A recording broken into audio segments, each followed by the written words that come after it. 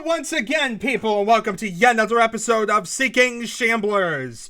This time around, we're going to be checking out a level called the Dark Geometry. And this is actually a level we've seen during the days of Aftershock. Now, the interesting thing about this is the fact that this actually makes the third level in Eternal Darkness in a row that is a single-player oriented level that really is primarily designed with single-player in mind. Interestingly enough, all three also don't have level headsets, and they were made in relatively the same area of time. So yeah, rather interesting how all these weird patterns are occurring. But yeah, basically, there's all these random levels that can't be really included in the campaign because they don't really have level headsets or anything proper like that. And so they're just kind of there. They're just single-player levels. They're like extra bonus levels. And yet, at the same time, there's just like so many of them amassing suddenly. You know, it's like for the longest time, they were almost like an uncommon thing when we were starting to get used to levels actually having level headsets. And now all of a sudden we're getting a bunch of levels without them. So, rather weird. As I said, this one's at least one that we've seen before. But the thing is that we haven't seen it exactly in the normal standard game. As said before, we've only seen it in the Aftershock version. And so therefore, what I'm trying to do now is convert over all the levels, try and find all the different levels for Aftershock in the regular version, so we can play it in the standard game. See, what the problem about the Aftershock versions is, it has other textures. It has like textures that have the same name, but they're different sizes. And that makes GL Quake, for whatever reason, freak out. It's one of the weird limitations of the original GL Quake. DOS-based Quake does not have that limitation. You can play Aftershock levels and Quake levels fine. But yeah, if you try and play Aftershock and GL Quake, you'll have weird issues because they use the same texture names, but had different file sizes. Anyway, there's really not much to really talk about. As said, it's the Dark Geometry. I don't have any documentation as usual. And so hopefully one day in the future we can solve some more mysteries, because the Aftershock original version didn't have any documentation. As that one was kind of spotty with documentation as well. Which kind of stinks, because yeah, the areas that we're really finding all these maps are the ones that don't have any of the documentation for them. But it's like, if you look elsewhere, they weren't even included in the compilations. No, they included a bunch of pointless multiplayer levels. Why did they include more of these? Like, this shows there was obviously levels out there that you could have included in these compilations that had actual proper gameplay. But yeah, it seems like the bias was so based on multiplayer that everyone just kind of saw these as useless. And yeah, so you get a bunch of compilations which didn't even include any of these. Which kind of stinks, you know, because, yeah, I would rather a compilation focus heavily on these type of single-player maps. You know, it's like you have all these levels that at least have something. If no ads or something, you at least have some gameplay in them. A lot more than the multiplayer levels, which definitely makes it a lot more fun than those. Anyway, all I'm doing is collecting the health and all that stuff all around here. As said, basically, you have this little area back here. It's like you have the little resources on. And yeah, you also get some weird errors at the beginning whereby a bunch of stuff like freaks out or whatever. All I can really see is that like one item or so falls out of the level. I don't know what that is off the top of my head. Yeah, it's been a while since I played this level. But at the same time, it's relatively basic. I know the general idea of it. I know that up and coming, this first room is possibly one of the worst. It's very, very brutal from experience. And I know if you try and stay down there, it's going to get painful. So what I'm going to do is head up here. Trying to play a dance of death, baby. Quick, move to the other side. Darn it! Basically, I was trying to kill him and dash to the other side before it was too late. But it was too late by the time I kind of killed that first ogre. So that strategy didn't really work too well for me. What the? Ogre down. As you see, Nightmare difficulty, Ogre doesn't really move forward. So we kind of just cheesed that one, thankfully. Hooray! Use a Nightmare skill level against it. If it was higher difficulty, all you could do is move back and you'd be fine. Because it doesn't seem like the other ogre's coming over here for whatever reason. Seems like he's kind of stuck or something. Or maybe he's just stupid. That could be it too. Ogres can be stupid. Let's see. Let's head up here. Jump off this platform. Now, let's go over here so we can control ourselves. And why can't I not turn suddenly? Okay, I'm not able to turn and this guy's shooting at me. It's not a good mixture. Anyway, let's see here. We have an ogre running around up there. Wait, is he just not able to come to his side for whatever reason? Oh, God! Don't do that! Yeah, it seems like he's just running around up there in that little corner area. He doesn't like coming over to his side for whatever reason. He's like running over this the entire time. Even when I'm kind of easily luring him to his side. Let's see. This is actually probably bad for me because then he's kind of wall himself in. He can't reach me from here! You see? Simple enough. Now we wiped him out. And yeah, actually one thing I should mention about this level. It has 13 enemies, not a lot, especially in comparison to the last few we played. The worst thing about this level is it has no health whatsoever. So any damage we take is basically permanent. The only health is at the very, very beginning, which basically you can't get back to even if you wanted to. So yeah, needless to say, be very cautious in what you do in this level. Because it basically is consequential and shall lead to everlasting pain. So let's see here. We entered this room. Just a giant, large open room. With this scrag's in there waiting to hit me for whatever reason. Says that. Down the opposite side, there's obviously another scrag. But the fact is, this one's actually facing away from you. It's rather weird. Basically, there's a scrag. He's sitting right up there. He's actually looking this way. It's kind of hard to see in the darkness. If I shoot, I'm going to alert him. But he's looking at this wall of all things in the world. Yeah, it's like he's not at all prepared to like fight me for whatever reason. It's like you could easily miss him just by wandering forward. Just because he's a random scrag in the darkness. You gotta love the weird placement of things at times. Anyway, that's 2 scrags. They're dead. Now we only have a couple more enemies to go. And, as you see, a weird issue here. Look at this. Look at this freaking untexturing job. Just weird pink untextured stuff. Yeah, lots of weird squares everywhere.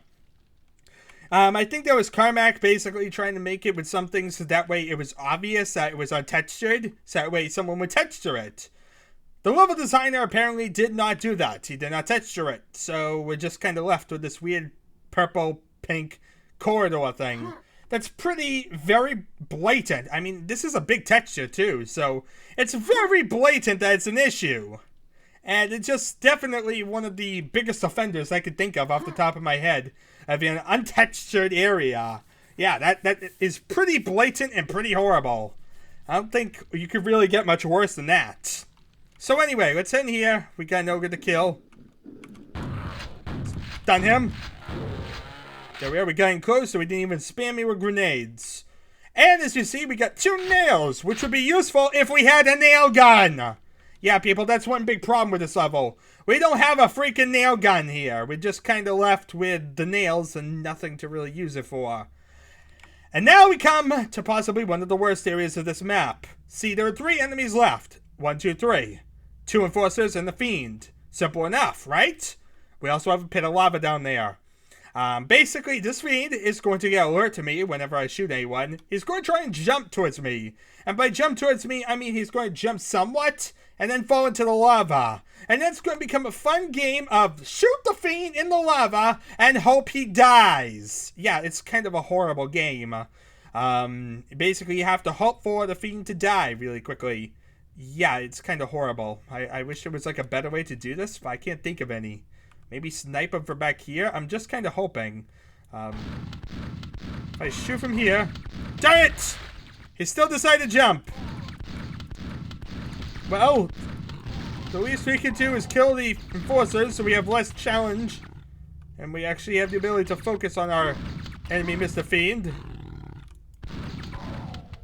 Okay, now we have to play with our 36 shells. Can we find this freaking Fiend? Oh, I got him. Come on, we just can't keep shooting him like that. Yeah, this is horrible.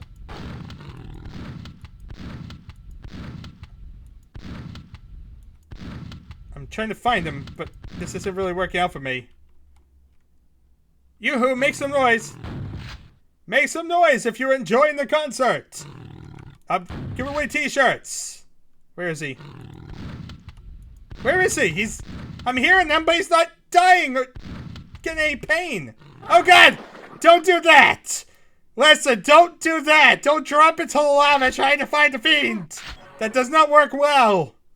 Okay, so listen, that was horrible. Oh yeah, did I also mention there's really no ammo in this map? Outside the ammo you're kind of giving here. Okay, so there's at least some ammo.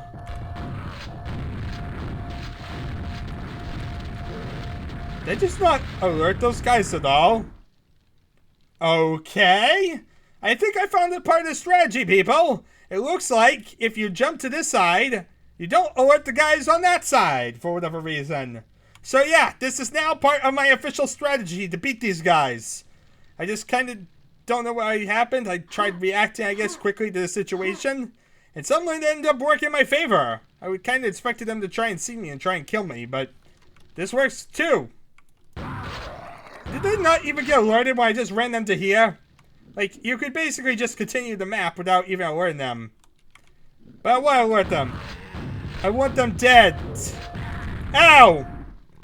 That's what I get for trying to kill an ogre. That's what you get, you big meanie. Let's see here, let's just keep shooting.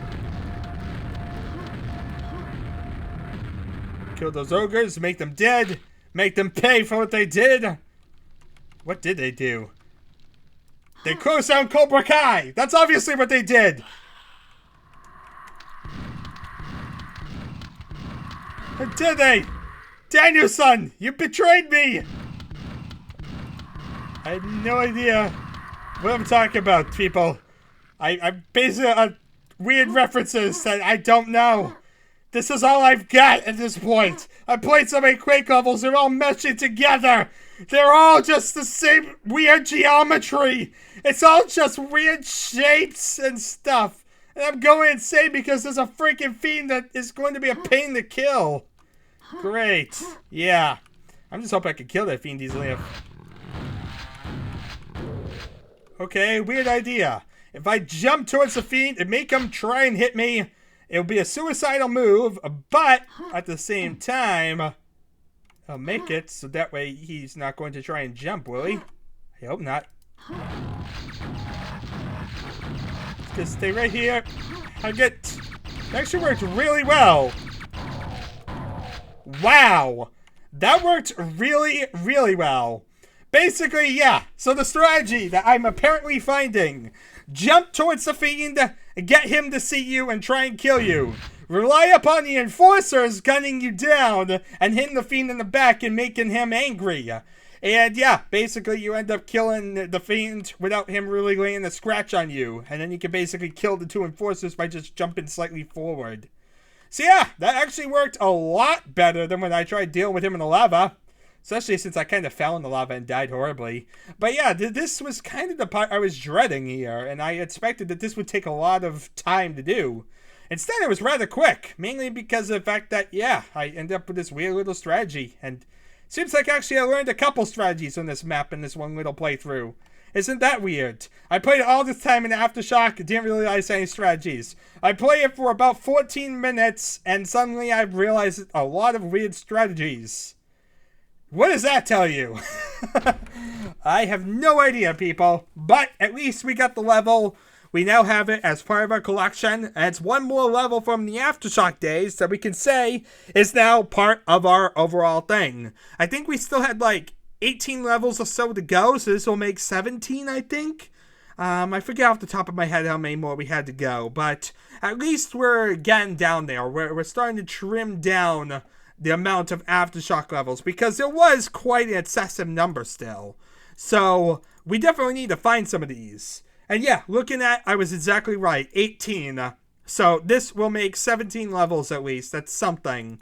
So yeah, there's still 17 levels out there that we've yet to find that were part of Aftershock.